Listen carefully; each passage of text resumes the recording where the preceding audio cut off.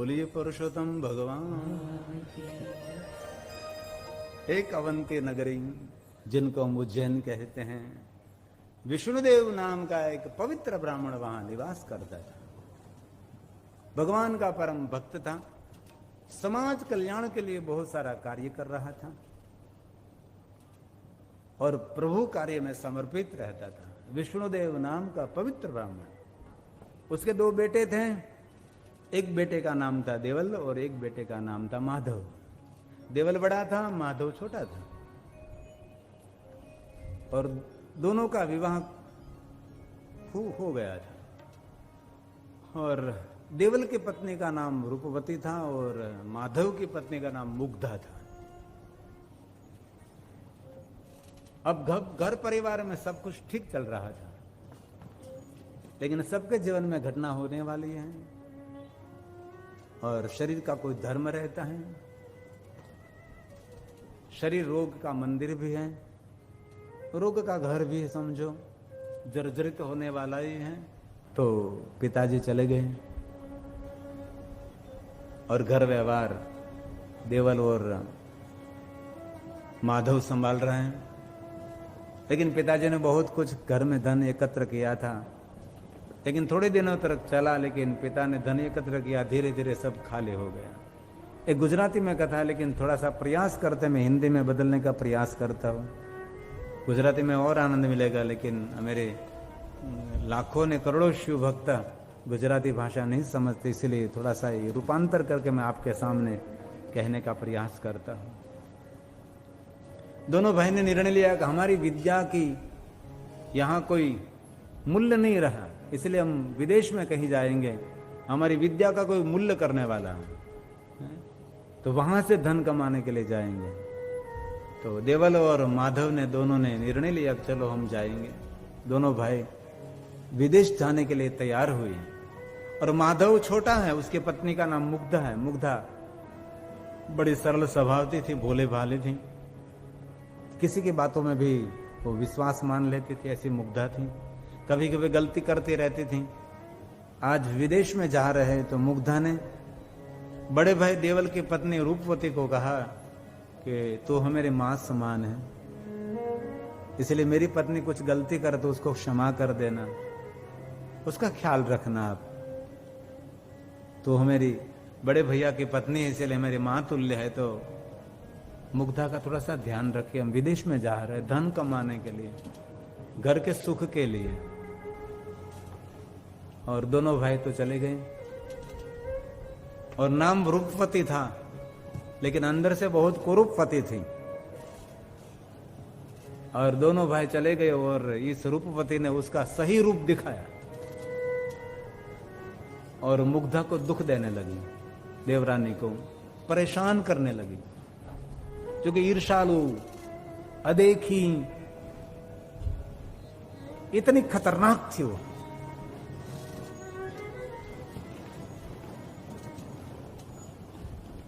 कोई भी मुग्धा का कोई कसूर नहीं है तो भी उसको डांटती रहती थी। एक दिन कुछ घर के रसोई बनाने के लिए बहुत बड़ा झगड़ा हुआ, तो रूपवती ने धक्का मारकर मुग्धा को पहरे हुए कपड़े को घर से बाहर निकाल दिया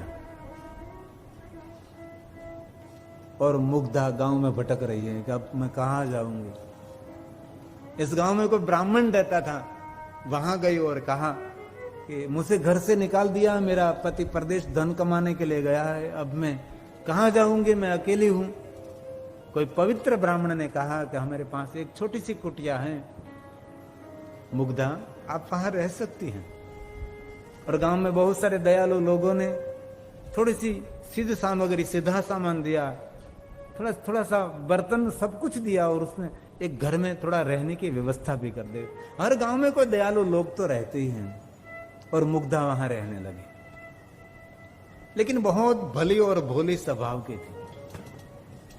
तो भी रूपवती को मिलने के लिए जाती थी और घर का कुछ काम का सेवा है तो मुग्धा करने के लिए जाती थी और आजू बाजू में किसी की सेवा करती रहती थी, क्योंकि मुग्धा सेवा भावी थी, मधुर भाषी थी और सबकी सेवा में रुचि थी और पढ़ी लिखी नहीं थी।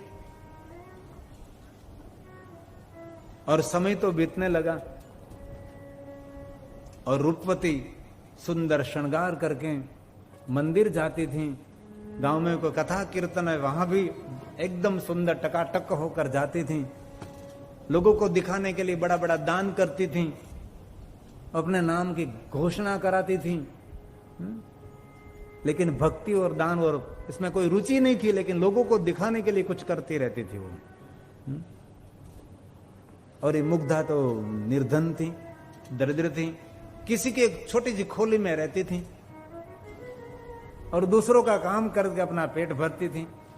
किसी के बर्तन मांजने के लिए जाती, किसी के घर के कचरे और पोछा करने के लिए जाती थी और अपने गुजरान चला रही थी, समय बीत रहा था। और एक दिन मुग्धा गांव में जा रही थी तो ये रूपवती सुंदर श्रृंगार करके सुंदर पूजा की सामग्री लेकर कहीं जा रही थी। तो मुग्धा ने पूछा कि भाभी मैया आप कहां जा रही हैं? तो रूपवती ने कुछ बताया नहीं और मुग्धा को अनादर और अपमान करके तिरस्कार कर दिया। और मुग्धा कुछ भी नहीं बोली और दुख तो हुआ है कि मुझे कुछ बताया नहीं उसने। और दुखी मन से अपने घर की ओर आ रही थी तो ये रूपवती की एक सखी श्यामा मिली। नाम भी श्यामा था, अंदर भी बहुत काली थी, कुट कपट से भरा हुआ जीवन था उसका। वाणी से मधुर थी लेकिन अंदर से कटु शब्द भरा रहता था। किसी का सही देख नहीं सकती थी, किसी का कभी भला कर भी नहीं सकती थी। और वो जानती थी कि रूपवती की वो देवरानी है। तो श्यामा पूछने लगी कि मुग्धा कहां जा रही है? लगता है कि दुखी है आप, आपके चेहरे से मुझे पता लग गया कि आप दुखी हैं, तो मैं आपके दुख में कुछ भाग ले सकते हो, मेरा अहोभाग्य होगा। ऐसा मीठा मीठा मधुर मधुर बोलने लगी। तो मुग्धा तो भोली भोली थी, उसकी बातों में आने लगी। बहन मुझे कह सकती है मुग्धा तुम? और मुग्धा ने श्यामा को पूछा कि कुछ दुख तो नहीं है, लेकिन मैंने मेरी बड़ी जेठवानी को मैंने पूछा कि आप कहां जा रही हैं, तो उसने मुझे नहीं बताया और मेरा अनादर अपमान कर दिया, मुझे बहुत दुख हुआ है। श्यामा ने कहा तुझे पता नहीं है, आज से पुरुषोत्तम मास शुरू हुआ है। ये रूपवती पुरुषोत्तम भगवान की पूजा करने के लिए गई है, सुंदर श्रृंगार करके, सुंदर ठाट माट करके पूजा की सामग्री लेकर गई है। अरे तुझे पता नहीं है? मुग्धा ने कहा नहीं, मैंने तो पुरुषोत्तम मास में कभी कुछ जाना ही भी नहीं। मुग्धा ने पूछा कि श्यामा पुरुषोत्तम मास का व्रत करने से क्या होगा? और श्यामा ने कहा क्या नहीं होगा ये मुझे पूछे। मन कामना पूर्ण, धन संपत्ति पुत्र पौत्र सब कुछ देने वाला ये पुरुषोत्तम मास है, इसलिए पुरुषोत्तम मास का व्रत नर नारी सब करते हैं। तो मुग्धा ने कहा मैं कर सकती हूं। श्यामा ने कहा क्यों नहीं है, सब कोई कर सकते हैं पुरुषोत्तम मास का व्रत। तो उसको मल मास कहा जाता है, अधिक मास कहा जाता है, पुरुषोत्तम मास कहा जाता है। मुग्धा ने कहा तो श्यामा मुझे बताओ कैसे व्रत हो सकता है? मुग्धा ने कहा कि आप मुझे पूरी विगत उसकी समझाओ। तब श्यामा ने समझाया कि ये व्रत दो तरीके से हो सकता है।